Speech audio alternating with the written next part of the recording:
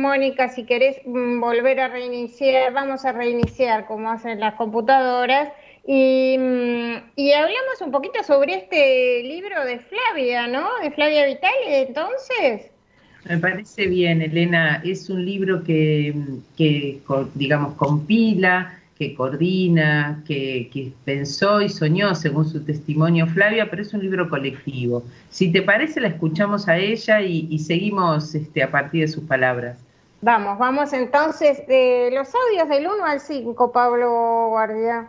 Hola, Mónica, muchas gracias por esta entrevista. Es muy importante para el libro que alguien, bueno, con la formación que vos tenés, forme parte, como formaste parte de hacer la introducción. Ha sido un lujo para todos nosotros y en este momento, bueno, estar aquí nuevamente contigo haciendo este reportaje. Con respecto a la gesta del porqué del libro, ha tenido que ver fundamentalmente con la necesidad como de reivindicar y en verdad de hacerle un homenaje a las mujeres, fundamentalmente a las mujeres de la educación, porque es, creo que a lo largo de la historia, muy notorio cómo de manera silenciosa, de manera invisibilizada, han sido como, no te digo extraídas de la historia, pero más o menos, digamos.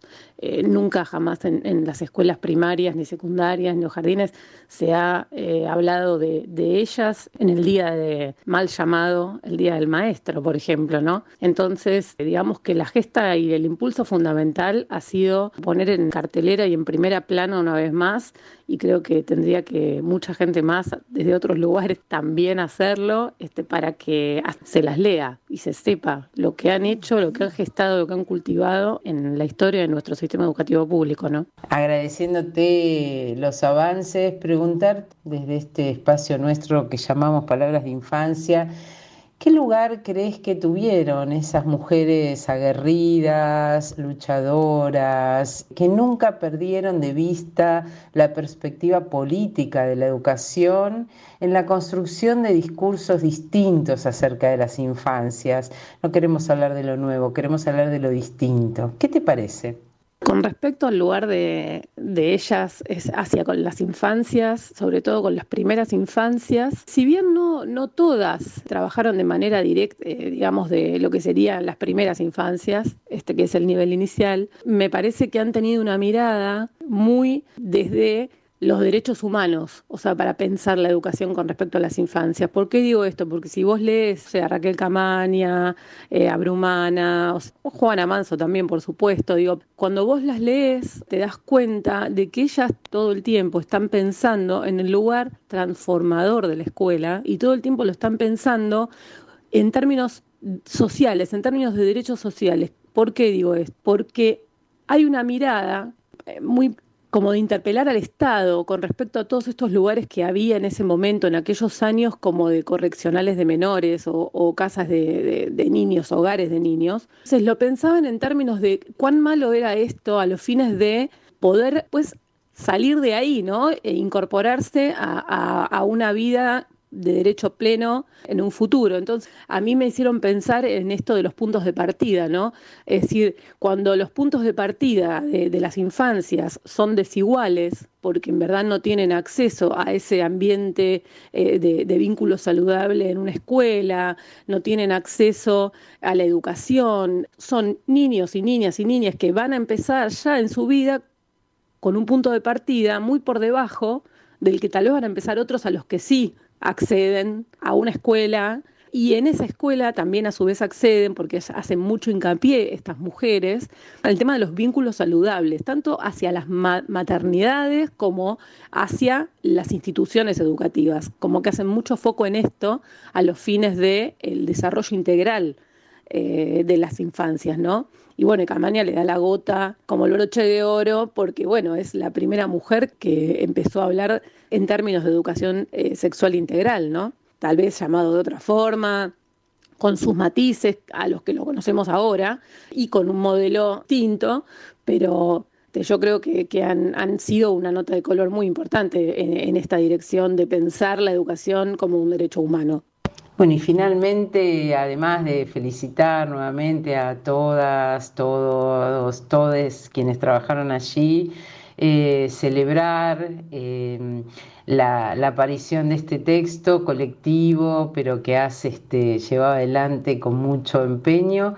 Preguntarte, ¿por qué esa tapa del libro? Contanos un poco cuál es la tapa, porque estamos en la radio, ha circulado por nuestras redes, la tapa del libro, en las publicidades, pero nos gustaría que nos cuentes cómo pensaron esa imagen, quién la ilustró. Contanos un poco. La tapa del libro creo que fue lo único que yo en mi rol como de compiladora no puse a debate. Y no por una cuestión de que no iba a ser capaz de decir, bueno, si no me dicen que no les gusta, no se cambia. No. Sino porque cuando yo hace ya varios años estaba pensando en esto, en este proyecto, a medida que, bueno, es todo un proceso, como imaginarás, en la escritura y de pensar un proyecto, vas, venís. A medida que fui avanzando con la idea, lo único que yo tenía claro es que quería que Augusto Costanzo ilustre la tapa. ¿Y por qué? O sea, porque a mí Augusto Costanzo, además de que yo valoro muchísimo el arte, el cómic, la literatura, digamos, me gusta mucho ese mundo, es como que Augusto Costanzo me parecía, en lo que es la actualidad, como un gran lector desde su arte joven, como un gran lector de la realidad. Yo tenía claro eso nada más. Y bueno, y así fue, como de repente, bueno, me empecé a mirar y dije, quiero a la Mujer Maravilla, tiene que ser la Mujer Maravilla. Entonces sí me acuerdo que dije, no, pero no puede tener esa cara hegemónica, o sea, porque no es el mensaje y ni tampoco sería una buena síntesis del libro. Si yo quería que tenga la cara de una maestra. O sea, entonces, bueno, lo hablé con Costanzo, que es aprovecho a mandarle un beso, es un amor de compañero, te ha sido muy generoso con el proyecto. O sea, me parecía que la Mujer Maravilla, con la cara de Raquel Camaña, o sea, era una síntesis buenísima, o sea, porque el libro atraviesa prácticamente mitad del siglo XIX o fines del siglo XIX y hasta mitad del siglo XX. O sea, entonces, nosotros en toda esa etapa hemos tenido que ver con el imperio, digamos. Pensemos en dónde Sarmiento encontró a sus compañeras de armado de la educación pública argentina, ¿no? Y a la vez ese lugar que a la maestra muchas veces se le asigna de que tiene que ser como un apóstol, ¿no? Como impecable, o sea, súper mágica, súper héroe, o sea, digo, ¿no? Esas exigencias que no sé si a los maestros les ha ocurrido. Y a su vez decir, bueno, sí, en verdad las mujeres de la educación, las maestras, hasta el día de hoy creo que seguimos siendo heroínas y cualquiera de nosotras puede serlo, porque realmente hemos atravesado invisibilizaciones, hemos atravesado violencias, hemos atravesado un sistema hegemónico y patriarcal que nos ha expulsado y tapado e invisibilizado, y nos ha costado todo muchísimo más que a los hombres. Entonces, en ese punto dije, sí, somos héroes del apocalipsis, ¿no? De alguna manera, y resilientes, y aquí estamos, sin embargo, de pie, y en este momento con nuestras propias voces escribiendo este libro, ¿no? Entonces, nada, me parecía una síntesis maravillosa. La verdad es esa, y bueno, cuando lo sugerí, lo compartí con mis compañeros, el 90% de una dijo, sí, me encanta. Y aparte, bueno, la mayoría nos encanta también Costanzo, y porque es un compañero y demás. Si vos lees el libro, no quiero spoilear a los oyentes, está atravesado completamente por el arte del libro, por la poesía, por la literatura, es decir, completamente. Entonces, nada, me parecía eso, una síntesis maravillosa. Bueno. Qué buena entrevista y qué hermosa ese libro, Mónica. Felicitaciones a su autora, a sus autoras. Es un regalo, esos que uno tiene en la vida, esos mimos, ¿no? Cuando recibí la invitación de Flavia y de las otras compañeras me sentí honrada, pero sobre todo porque insisto en esto de las voces de los propios compañeros contando las biografías, ¿no? La vieja tradición, ¿no? De que cada maestra importante dejaba sus libros escritos. De hecho, muchas de las que aparecen allí así lo hicieron.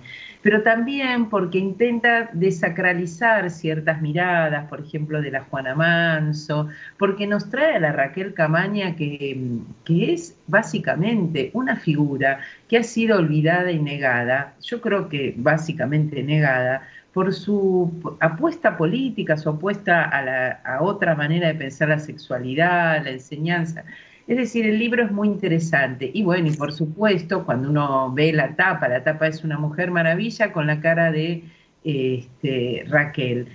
Bueno, es algo que uno no suele mirar. De hecho, he tenido comentarios muy disímiles de los compañeros. Hay gente que le parece genial y curiosamente son los compañeros, las compañeras más jóvenes, y a las compañeras más grandes les hace un poco de ruido, pero somos un poco Mujer Maravilla y podríamos decir Hombre Maravilla o Superman si fuera el superhéroe que la homologa los maestros todos los días. Ahora, qué interesante, ¿no? Cierro con esto, que nos quedemos pensando en que los maestros y las maestras, les maestres, podemos ser identificados con superhéroes y ya no con los apóstoles místicos del pastoreo eclesial, ¿no? Me parece bien interesante. No me voy a meter en el tema porque está muy ríspido el asunto en nuestra Argentina a partir de la serie, pero es bien interesante. Me encantó esta apuesta de Flavia.